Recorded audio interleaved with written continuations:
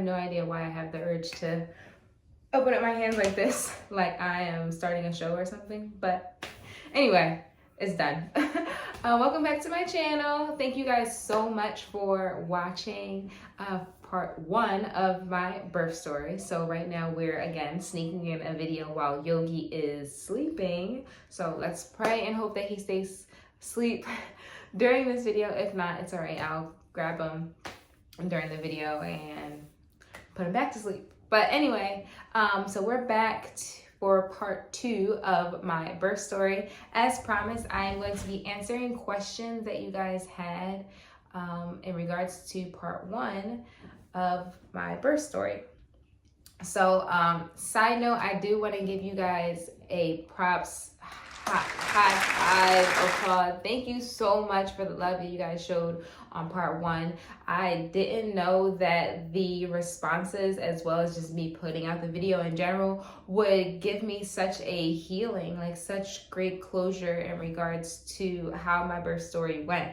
Granted, I'm still healing from this. It's a process, but that was such a big help. So as promised, like I said, we're gonna jump right into these questions and answer everything that you guys sent me. If you guys have any additional questions, leave a comment below. And don't forget to like, comment, and subscribe. And if you feel so inclined, go ahead and tap that notification bell so you can get a notification the next time I post another video. Okay, question number 1. All right, so we've got, how has the healing process been? And do I have any recommendations for first-time C-section moms? I'm gonna take your question as physical healing. So right away, right after my surgery, I had to put on compression socks, which were something I had to sleep in to get the feeling back going in my legs, because obviously I just had a C-section and I had to have epidural, which numbed the entire bottom part of my body from like my hips all the way down. So the compression socks were very important to put on to get that feeling back. So I wore them for the first night, and when I woke up the next morning, I was able to take them off, have the nurse take them off for me. And I did need assistance getting up out of bed, and they asked me to go use the bathroom, which was a very humbling moment for me. So I have always been, especially within the past couple of years of being active and physically fit, I don't need anybody to help me get up out of bed. So to have to say, hey, I need help getting up out of bed and walking to the bathroom, like I said, it was a very humbling experience. But I did get up. It was painful. So it was kind of like, I'm getting up very slowly. I feel the incision. And for a slight second, it was like, excuse me, miss, am I about to like rip back open? Like, what is this? So I'm not going to sugarcoat it. C-section is hard, and yes, it's painful. So I did have to get through that. I had the coughs, like a really bad cough for about a week after the C-section. And ask any C-section mom, coughing, laughing is like a no-go. Like, so I would have to like hold my incision, put lots of pressure on it. Actually, I've been using a belly binder, which, don't let anybody fool you. Like, it's not for the snapback. Like, a belly binder, whether you are having a vaginal or C-section, get it. It is vital in recovery process. It really helps hold everything together. And I don't mean like everything on the outside. I mean everything on the inside. So when you have a baby, all of your organs and your insides are all scrambled up and smushed back down, or smushed up into your body. So when the baby comes out, of course, everything is just gonna fall down. And it's just that kind of fall down motion, and everything just feels like it's floating around like jello. So that binder is really, really important, and has been such a great part of my recovery. I don't have it on right now, otherwise I will show you guys. But yeah, so any recommendations I would have is to definitely get a belly binder and to ask for help. Don't, like I said, it's a humbling experience, but if you need the help, ask for it and take the rest when you need it. Don't be in such a hurry to just get up and go. Next question we have is, hospital stay during a pandemic. You have twins due in early March. Congratulations on that. So a hospital stay during a pandemic was definitely different from my first birth. If you guys don't know, my first birth with my son about 6 years ago, I have a hospital birth. And it was definitely different. We weren't allowed to leave the room at all during this pregnancy or after the C-section. Any food that we wanted, we had to ask for. We were allowed to order out, like takeout and Uber Eats. But our nurses had to go down to the lobby and meet the carrier. It's so crazy. We felt like we were in jail, which is why I wanted to only stay the minimum amount of time. So I think the time to stay during a C-section is normally 3 to 4 days. We were able to leave in 48 hours. I was doing great. Yogi was doing good. As long as we checked up with our primary care doctors right after, they said it was cool for us to just go ahead and go home. So I was also not prepared to stay at a hospital. So we had to ask for things like soap and hair brushes and toothpaste, washcloths, towels. We had to make sure we asked for it because I didn't pack anything that would aid us in a hospital stay. I was expecting to give birth to baby Yogi at my birth center and go home 6 hours later, which of course we all know didn't turn out that way. So we were lucky enough that this hospital was very, very accommodating. Everybody in the hospital was super, super nice. And this is not to say that this is gonna happen for everybody, because my first hospital stay with my son 6 years ago was horrible. I hated that hospital. That's one of the reasons why I wanted to do a birth center birth, because I did not want to set foot in a hospital for a childbirth. But anyway, moving on to question number 2. Are you still bleeding? Does your vag hurt? And is that Peri bottle helpful? Yes, the Peri bottle is pivotal. Like, it is essential to your recovery. You need the Peri bottle. So they do suggest that they do ask that you don't actually use toilet paper within the first couple of days at least of giving birth, whether it's vaginal or C-section. It's something in regards to like infection and things of that nature. And then also if you have cuts from a vaginal birth, Peri bottle is amazing. I actually still use it to this day. I'll probably be using it, months down the line when it comes to, my menstrual cycle coming back on and all that good stuff. So yes, if you need something to put on your list for your hospital bag or birth center bag, Peri bottle is a must. Am I still bleeding? Yes, I am. I am still spotting a little bit. My actual heavy bleeding actually stopped while I was at the hospital, but I am still like panty liner worthy of bleeding. So sorry TMI if anybody didn't want to hear that, but that's what we're here for. Anyway, next question.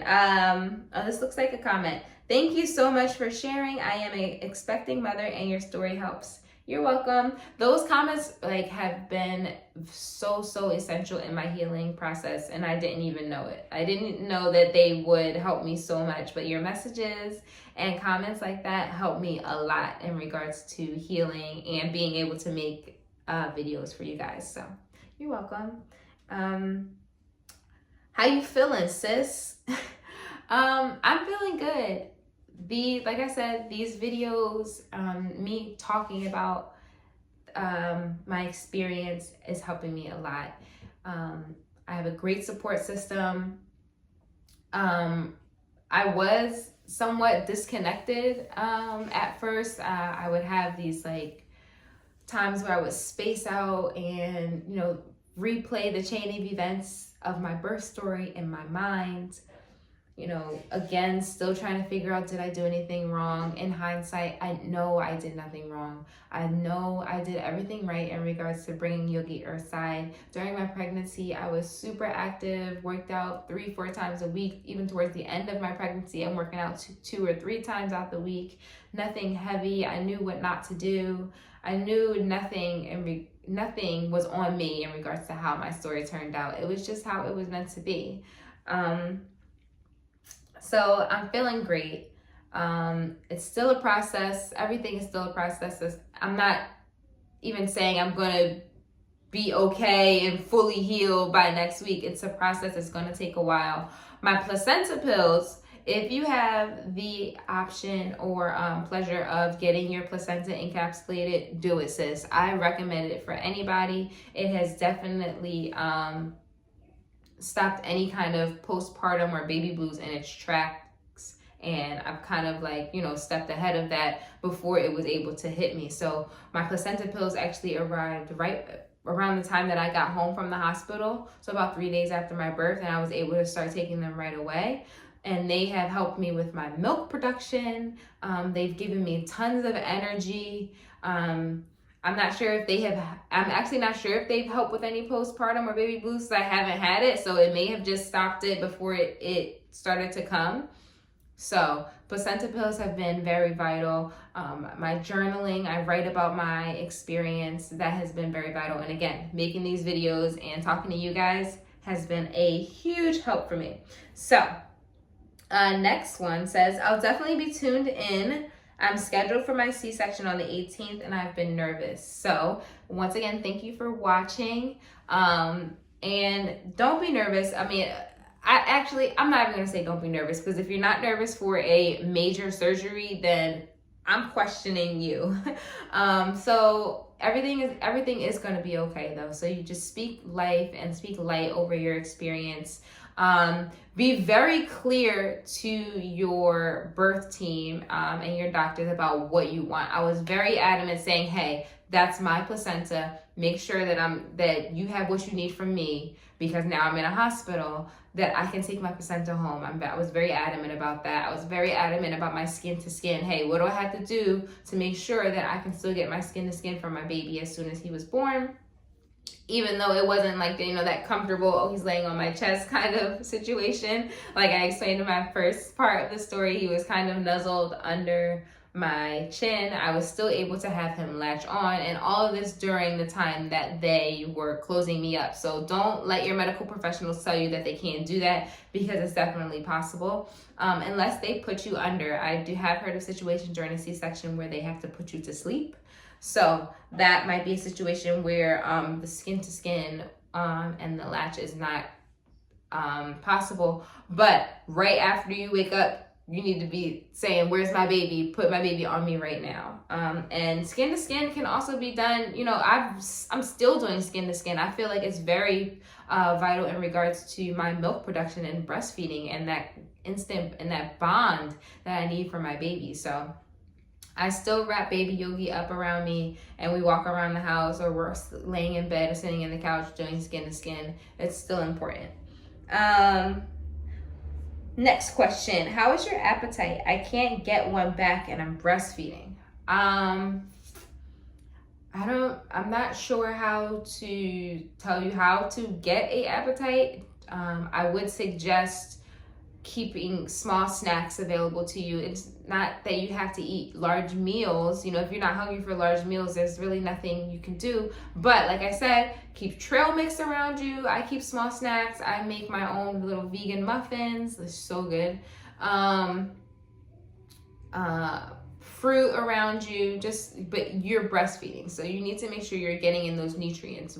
You're burning an additional 500 to 600 calories a day simply by producing the milk. So you need to make sure you're putting all those nutrients back in your body. I am still taking my prenatal vitamins to make sure that I'm still getting those vitamins back into my body that baby is taking from breastfeeding, and so on. But in terms of my appetite, me personally, I feel like I'm eating still like I'm in my third trimester of pregnancy. I'm always hungry. Like I said, you're burning those calories, so you need to be putting the calories back. So it's no shocker that I'm eating still like I'm pregnant. But we're going to get control of that. But for right now, I'm not worried about a snapback. So sis, I'm going to eat what I want. Another one. Here we go. I just had a C-section 2 weeks ago. You're moving way better than me. How'd you do it?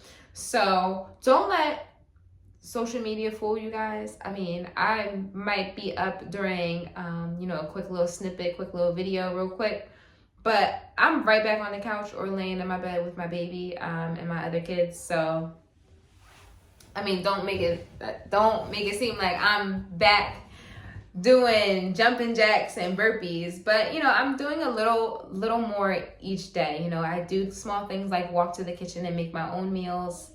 I do walk out. I have actually within this past week, yogi is 3 weeks now.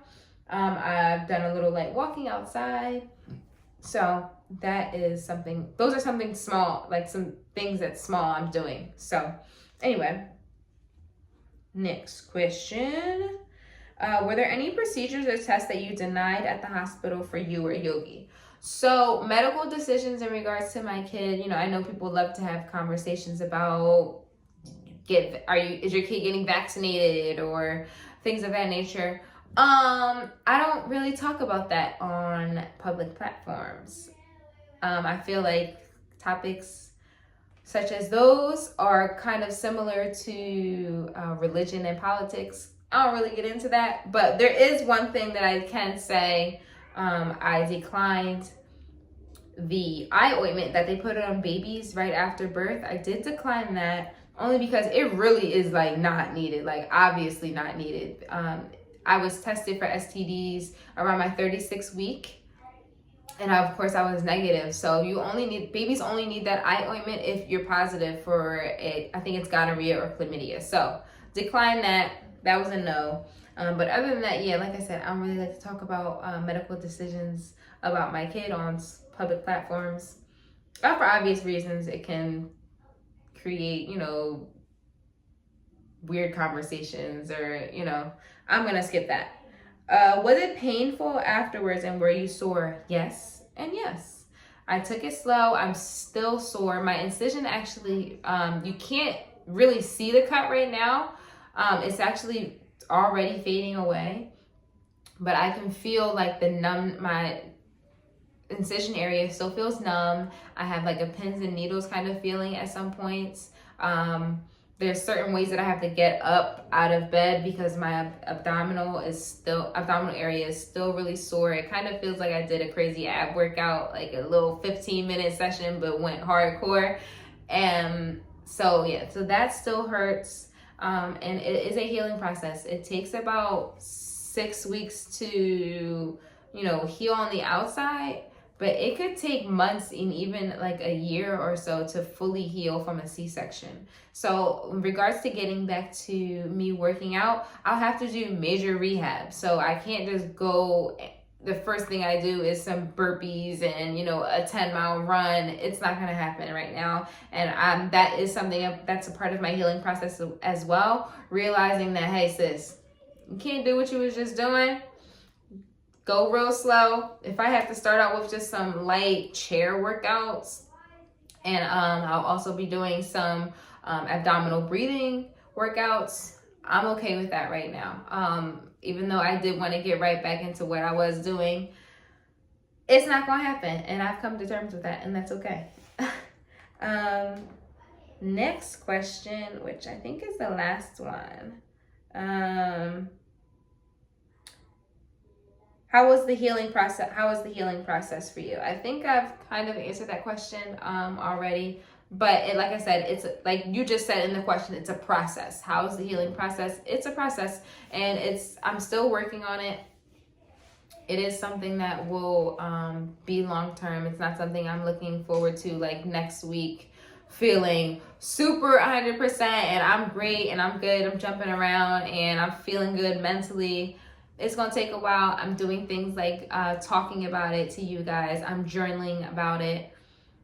And I'm just coming to terms with that, hey, if things didn't go out the way I wanted to, but things went the way they should have went. It has made me stronger. It has made me more mentally conscious, mentally aware. And it has also made me a vessel for women like you, or whoever's watching that has had a similar experience. If I can be that, guinea pig for you guys, I'm okay with that. But that's pretty much it. We'll be back with more videos. That's enough of the birth story for now. I have tons of mommy content for right now while I'm still recovering. And then, of course, when I get back into the swing of things, we'll be back to our regularly scheduled program. So that's, fitness videos and back to my health and wellness. I'll get you guys some vegan recipes out there. I know you guys are like slamming me for vegan recipes. I got y'all. But thank you so much for tuning in, and I'll see you guys next time. Bye.